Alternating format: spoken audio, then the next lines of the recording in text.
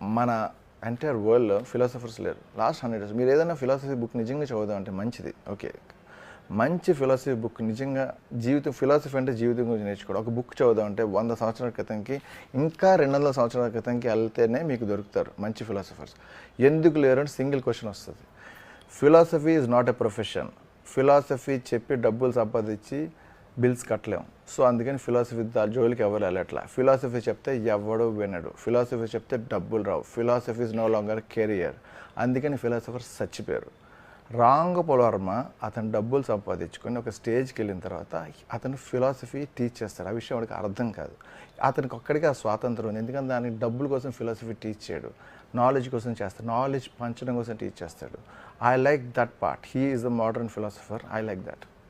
Ramgopal Varma philosophy teach చేసి ఎవరి దగ్గర నుంచి ఏది రిటర్న్ ఎక్స్పెక్ట్ చేయట్లా. ఫండ్స్ కానీ, మనీ కానీ, కాంప్లిమెంట్